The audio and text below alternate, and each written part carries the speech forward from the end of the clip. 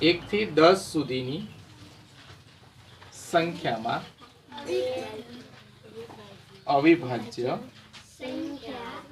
સંખ્યા આ મુજબ અથવા નીચે પ્રમાણે ગમે તે રીતે લખી શકો, બરાબર? આ મુજબ છે એવું આપણે લખીએ, આ મુજબ એટલે અહીં આપણે આપી છે એ પ્રમાણે. તો 1 ને તો આપણે ગણી ન શકીએ, કેમ કે એ તો વિશિષ્ટ સંખ્યા છે. 2 3 અને હવે તો આ મોઢે થઈ ગઈ હોય. પ્રકરણ શરૂ કર્યું ત્યારથી લગભગ આપણે વિભાજ્ય સંખ્યા ને અવિભાજ્ય સંખ્યા, અવયવ ને અવયવી, એની સિવાય કઈ શીખીએ છીએ? એટલે હવે તો આવડી ગયું હોય ને. અને કોષ્ટક આવી ગયું ને એ સિવાય આપણે કેટલી વખત આનું પુનરાવર્તન થઈ ગયું, એટલે કે રિવિઝન થઈ ગયું ન થઈ ગયું? એટલે આવડે કે ન આવડે? તો કે 1 થી 10 સુધીની અવિભાજ્ય સંખ્યા કીધી એટલે 4 આવે. હવે એવું કીધું છે કે આપણે અવિભાજ્ય સંખ્યા નથી લેવાની. 1 થી 10 વચ્ચે જે સંખ્યાઓ છે એમાં સૌથી મોટી અવિભાજ્ય સંખ્યા કઈ છે? તો અહીંયા આપણી પાસે જે સંખ્યા છે એમાં સૌથી મોટી અવિભાજ્ય સંખ્યા કઈ છે? એટલે 1 થી 10 સુધીની સંખ્યામાં સૌથી મોટી અવિભાજ્ય સંખ્યા કઈ છે? 7 છે. રેડી? આવડશે? પછી પ્રશ્ન 6 એટલો હેલો છે જેટલો 5 હેલો છે કે નીચે જે સંખ્યાઓ આપી છે 1 2 3 અને 4, આ 4 સંખ્યા જે છે એ ચારેય સંખ્યાને આપણે એકી અવિભાજ્ય સંખ્યા તરીકે દર્શાવવાની છે. એકી અવિભાજ્ય સંખ્યા પણ કેટલી? 2 એકી અવિભાજ્ય સંખ્યાના સરવાળા તરીકે. અહીંયા જે સંખ્યા આપી છે બધી બેકી સંખ્યા છે એને આપણે એકી સંખ્યાના સરવાળા તરીકે, પણ એ બંને સંખ્યા કેવી હોવી જોઈએ? અવિભાજ્ય સંખ્યા હોવી જોઈએ. એવી બે સંખ્યા આપણે ગોતવાની. તો 44 ને આપણે બે કયા ભાગ લઈ શકીએ જેનો સરવાળો 44 થાય અને અવિભાજ્ય હોવી જોઈએ? જો તો 43 વત્તા 1 કેટલા થાય? 43 એ અવિભાજ્ય, 44 એ એક અવિભાજ્ય છે કે નથી? બંને અવિભાજ્ય સંખ્યા છે. અવિભાજ્ય સંખ્યા એટલે કે જેને ભાગી શકાય. હજી એક સંખ્યા એવી આપણે વિચારીએ કે જે વિચારવાનું છે કે 44 થાય સરવાળો અને બંને અવિભાજ્ય સંખ્યા હોય. તો કઈ બે સંખ્યાનો સરવાળો છે એ 44 થાય અને અવિભાજ્ય સંખ્યા હોય?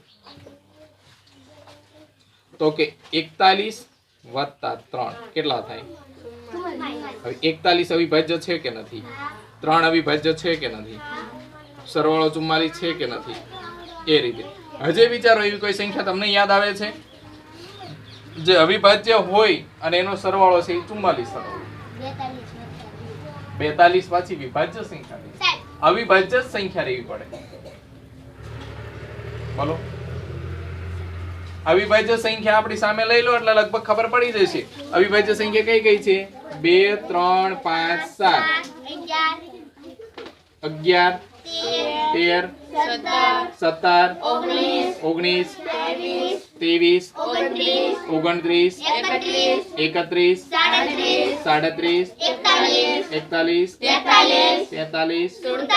47 હવે જો આટલું બધું તો જાય નહીં, કેમ કે આપણો સરવાળો તો ખાલી 44 જ કરવાનો છે ને. હવે અહીંયાથી વધુ તમે જાઓ એટલે તો સરવાળો વધી જવાનો છે.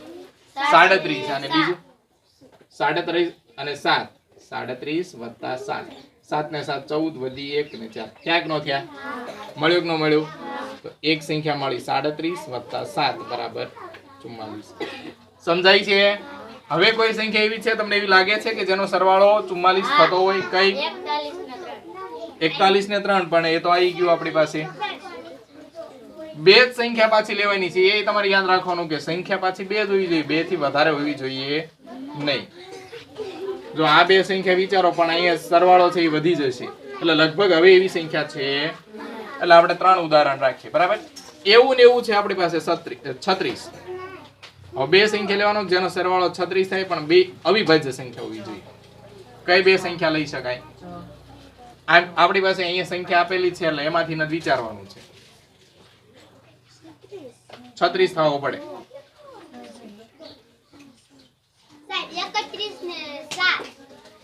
31 ને 7 તો વધી જાય પણ 31 અને 5 નો વધે. જો 31 વત્તા 5 36 થયા. પછી બીજી 4 નો લઈ શકાય અને 32 આપણી પાસે નથી અવિભાજ્ય સંખ્યા લેવાની છે, વિભાજ્ય સંખ્યા લઈ શકાય નહીં, એ યાદ રાખો. આ બેનો સરવાળો કરો જોઈ. 19 + 17 થાય કે ન થાય? 19 + 17 બરાબર કેટલા થાય? 36. પછી 29 અને 7 હા એ થાય. 3 ઉદાહરણ તો ઘણા આપણી પાસે. 29 + 7 કેટલા થયા? 36. સમજાય છે? બે સંખ્યા પૂરી થઈ. ત્રીજી સંખ્યા આપી છે 24. 24 આપણે એ રીતે લેવાના છે કે સરવાળો છે એ અવિભાજ્ય સંખ્યા ની એકી સંખ્યા હોય. 23 અને 1 થાય ને? 23 + 1 એટલે 24. પછી 29 નું કોઈ દિવસ ના આવે, આપણે 24 જ લેવાના. 19 અને 19 અને 5 લઈ શકાય. 19 + 5 એટલે 24. હવે લગભગ આમાં સંખ્યા નહીં મળતી હોય, અંદાજે મળે. હા 13 + 11 અથવા 11 + 13 24. 3 ઉદાહરણ લઈએ બરાબર. હવે 18 નું થોડું વિચારવું પડશે કેમ કે આપણી પાસે સંખ્યા પૂરી થઈ ગઈ. 17 + 1 થાય 18. પછી બીજી કઈ સંખ્યા લઈ શકાય? 11 + 7 11 + 7 એ લઈ શકાય ને? પછી 13 + બરાબર 18. તો આ રીતે આપણે અવિભાજ્ય સંખ્યાના સરવાળા તરીકે બે સંખ્યા લઈ શકીએ, જે સરવાળા આ પ્રમાણે આપણને આપ્યા છે. સમજાય? 44 કેવી રીતે કરવા, 36 કેવી રીતે કરવા, 24 કેવી રીતે કરવા અને 18 કેવી રીતે કરવા. તો પ્રશ્ન 5 અને 6 બંને સમજાય કે ન સમજાય? આવડે કે ના આવડે? રાઈટ.